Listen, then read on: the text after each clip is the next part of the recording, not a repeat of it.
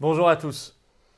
Plus de 15 ans après le dernier référendum national en France, c'était sur la Constitution européenne en 2005, Emmanuel Macron a donc annoncé ce 14 décembre son souhait de faire un nouveau référendum pour modifier l'article 1er de la Constitution et introduire le climat et l'environnement. On y reviendra en détail. Vraiment, c'est se moquer du monde, hein.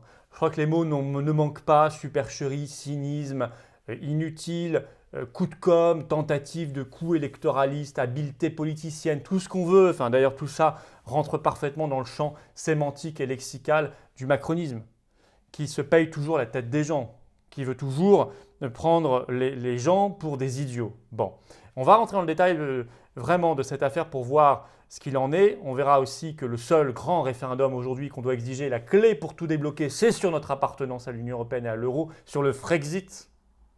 Et ce qui est plus gênant dans cette affaire, c'est que Macron salit un peu la belle idée la très belle et très utile idée de référendum, de démocratie directe pour laquelle nous nous battons ardemment aux patriotes, vous le savez, puisque nous l'avons placé en tête de notre charte fondatrice dès notre création.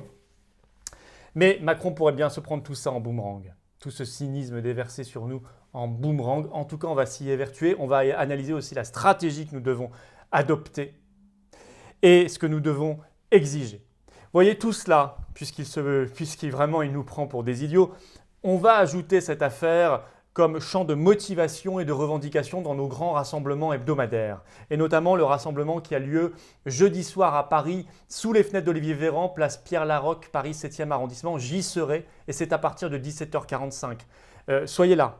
Soyez là, venez nombreux, faites venir. Et on vous donnera aussi les adresses des autres rassemblements cette semaine partout en France à l'initiative des Patriotes. On doit se battre aussi contre cette supercherie du référendum et exiger le vrai référendum, exiger que le peuple français soit enfin respecté. Pour cela, prenez ce passeport, cette carte orange, ce passeport pour la résistance, pour la France, pour la liberté, pour que le peuple français cesse d'être infantilisé et traité comme moins que rien. Le lien pour adhérer aux Patriotes se trouve sous la vidéo en description, il se trouve également en commentaire épinglé et en fin de vidéo, vous pourrez cliquer directement sur l'écran pour rejoindre les Patriotes, nous rejoindre. Ne restez pas seuls, vous êtes les bienvenus d'avance aux Patriotes. Alors effectivement, le 14 décembre, à la fin d'une longue réunion avec les 150 citoyens tirés au sort, vous savez, dans le cadre, je vous avais fait une vidéo là-dessus, de la Convention citoyenne pour le climat, Macron annonce un référendum surprise. L'objet, il reprend une des propositions en fait, de ses citoyens, je cite, « Introduire les notions de biodiversité, d'environnement, de lutte contre le réchauffement climatique dans l'article 1er de notre Constitution ». Pour cela, il va utiliser l'article 89 de la Constitution, forcément celui qui permet de modifier la Constitution. Et il dit lui-même ce 14 décembre, je cite, « La réforme constitutionnelle doit d'abord passer par l'Assemblée nationale puis le Sénat et être votée en des termes identiques. Ce jour-là, elle sera soumise à référendum. » Oui, ça c'est effectivement ce que prévoit l'article 89. Avant de pouvoir déclencher un référendum pour modifier la Constitution, il faut d'abord que ce soit voté en des termes identiques par l'Assemblée nationale puis le Sénat. Et on va y revenir parce que ce qui veut dire que ce référendum n'aura peut-être pas lieu. Mais c'est peut-être déjà anticipé par Macron, ça fait peut-être partie de son coup de com', son coup politicien. Je vais vous expliquer tout ça. On va surtout aller un peu plus loin que ça. Alors, tout ça, évidemment, c'est une supercherie. Je ne veux même pas rentrer dans le débat. Je veux dire, c'est grotesque et inutile. Et c'est cynique. Cynique, je vais y revenir juste après. C'est grotesque et inutile. C'est grotesque d'abord parce que la Constitution, c'est là pour organiser les institutions et la vie démocratique d'un pays. La Constitution, ce n'est pas un prospectus publicitaire dans lequel chaque président met au fil des mandats ses combats électoraux, électoralistes du moment ou ses lubies du moment, et surtout pas dans l'article 1er, qui est quand même un pivot, qui est quand même fondamental. Bon. Ensuite, c'est une réforme inutile, car sachez que depuis 2005, il y a dans la Constitution française la charte de l'environnement. La charte de l'environnement d'ores et déjà. C'était sous Jacques Chirac, qui a été introduite effectivement dans la Constitution française au préambule de la Constitution de 1958 par un vote du Congrès à Versailles qui a eu lieu le 28 février 2005. Et cette charte de l'environnement a déjà valeur constitutionnelle, elle fait déjà partie de ce qu'on appelle le bloc de constitutionnalité et sa valeur constitutionnelle a déjà depuis à plusieurs reprises été confirmée par la jurisprudence du Conseil constitutionnel. Donc, je veux dire, on est vraiment dans la réforme totalement inutile par ailleurs. Et puis inutile, ça personne ne vous le dira, et notamment pas l'escrologie politique que représente Europe Écologie Les Verts, que j'entendais ce 15 décembre matin, notamment Yannick Jadot sur BFM TV, qui a prouvé d'ailleurs ce référendum, et qui ne vous dit jamais la réalité, c'est que c'est inutile parce que de toute façon, c'est largement l'Union européenne qui décide. Et notamment parce qu'elle décide de notre politique commerciale. C'est, je vous le rappelle, selon les traités européens, le commerce est une compétence exclusive de l'Union européenne. On n'a pas notre mot à dire. Or, le commerce et l'environnement, c'est extrêmement lié. L'Union européenne ne cesse de signer des accords de libre-échange, encore cette année en 2020 avec le Vietnam, puis le Mexique. Elle est en train de relancer avec Mercosur, l'Amérique du Sud. Si Biden est élu, ce sera relancé TAFTA avec l'Amérique du Nord. Et tout ça, c'est hyper pollueur à tout point de vue. Pareil, l'Union européenne maîtrise les marchés publics. Le droit sur la commande publique. Et donc, si on voulait y introduire des notions de proximité géographique, de circuit court, de relocalisation, de préférence locale ou régionale ou nationale, on ne pourrait pas puisque c'est interdit par le droit européen. Et ça, évidemment, l'escrologie politique et Macron et les grands médias ne vous le disent jamais. Moi, je vous le dis et nous vous le disons aux patriotes parce qu'on vous dit la vérité. Voilà.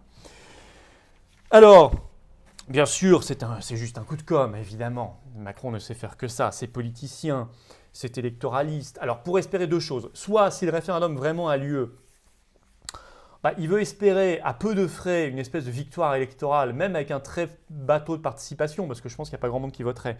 Mais à quelques mois de l'élection présidentielle, si elle a bien lieu en 2022, ça lui permettrait un succès électoral à peu de frais.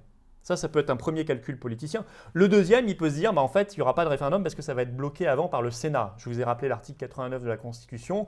Quand on veut faire un référendum, pour modifier la Constitution, il faut d'abord que ce soit voté en des termes identiques par l'Assemblée nationale puis le Sénat. Or, il est possible, puisqu'il n'y a pas la majorité, que le Sénat ne vote pas cette réforme. Et là, Macron en fera quand même un coup politicien parce qu'il dira, regardez les méchants sénateurs, ils m'ont empêché de faire du bien pour la planète. C'est ce qu'il dira, évidemment. Ils diront tout ça, et les médias diront ça. Et donc là, il fera encore une fois, et il espère en tout cas faire encore un coup de com' et un coup électoraliste dans tous les cas. Alors, pire que ça, je disais, ça relève d'un grand cynisme. Il faut quand même s'y arrêter un instant. Car vraiment, avec ce référendum-là qu'il annonce comme ça, ce 14 décembre, on a vraiment le sentiment de nous donner, de nous octroyer ce référendum inutile et grotesque, comme on nous jetterait des miettes de pain au bas peuple qui ne seraient pas à table, qui seraient par terre, alors qu'à la table de l'oligarchie, on dévore les morceaux gras.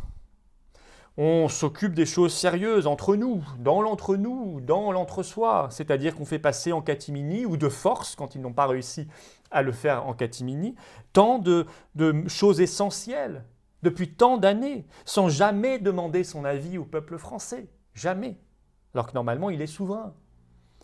Même pire que ça, vous savez, en 2008, cette oligarchie est même allée contre le vote référendaire des Français qui avait eu lieu en 2005 et qui avait rejeté la Constitution européenne par référendum. Ils l'ont fait voter par le Parlement, ça s'appelait le traité de Lisbonne. Véritable coup d'État. Mais depuis des années, ils font passer la politique européenne, la politique migratoire, la politique de privatisation, la politique de libéralisation des services publics, la politique d'austérité salariale, la politique de réforme des retraites, la politique de santé, fermeture de 110 000 lits à l'hôpital en 25 ans, les institutions, ils ne nous demandent pas notre avis sur les changements de mode de scrutin, sur l'instauration d'un RIC, ce qui serait très nécessaire et très utile. Non, ça jamais, ils le font. Et ça, c'est important. Ça a un impact sur la vie du pays et notre propre vie quotidienne. Et ça, ils le font à la table de l'oligarchie. Et nous, là, hop, ils nous jettent les miettes d'un pseudo-référendum bidon qui ne change rien, qui est inutile et qui est un coup de com'. C'est insupportable, c'est écœurant. Je veux dire, c'est écœurant, voilà, c'est dégoûtant. C'est du cynisme à l'état pur, Alors, il faut en faire un boomerang contre Macron. Il faut en faire un boomerang. D'abord, si ce référendum a lieu vraiment, il est évident qu'il faudra réfléchir à la stratégie. On ne va pas le faire là en 24 heures, on va y réfléchir tous ensemble, mais en tout cas, on ne votera pas oui, ça c'est certain, on ne va pas faire ce cadeau à Macron. Soit on vote non, parce qu'on en fait un référendum contre Macron, soit on vote des bulletins préparés Frexit et on en fait une très grande campagne avec d'autres mouvements souverainistes nationaux et on a des centaines de milliers de bulletins de vote Frexit dans les urnes, dépouiller ce qui sera un événement politique en soi. On peut y réfléchir, on doit y réfléchir et j'aimerais lancer peut-être cette initiative. soit on n'y va pas, enfin, on réfléchira. Mais en tout cas, il faut en faire une opération boomerang contre Macron. Et puis vous savez, à quelque chose malheur est bon, comme on dit. En effet, malgré tout, ça il n'y avait peut-être pas pensé, il remet un peu au goût du jour la notion de référendum, malgré tout, avec cette affaire. Les Français se souviennent que le référendum existe dans notre Constitution, notamment pour réformer la Constitution. Et puis il y a même des générations entières peut-être qui ne l'ont pas connu, parce que le dernier il remonte à plus de 15 ans, ça commence à dater.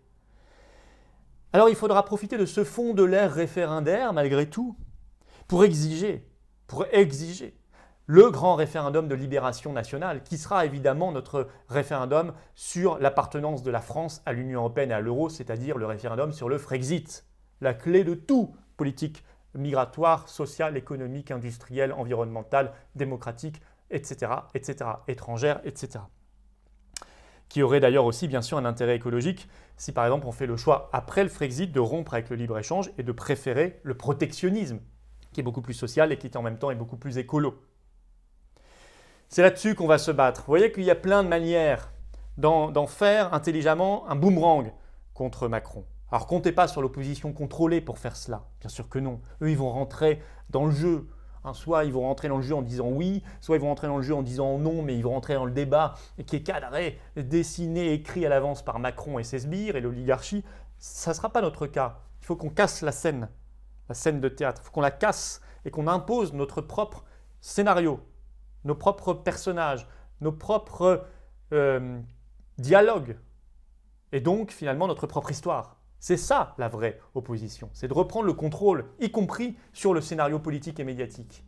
C'est ce que je vous propose et qu'on se batte pour ce référendum sur le Frexit. Pour ça, j'ai besoin de vous. Venez au grand rassemblement partout en France, notamment à Paris jeudi soir et prenez cette carte orange, adhérez aux Patriotes. Le lien pour adhérer aux Patriotes se trouve ici en cliquant directement sur l'écran, également en description sous la vidéo, également en commentaire épinglé. C'est le passeport pour une vraie opposition et surtout pour une vraie alternative de résistance, de libération et de patriotisme français. Vive la France, bienvenue aux Patriotes, à bientôt.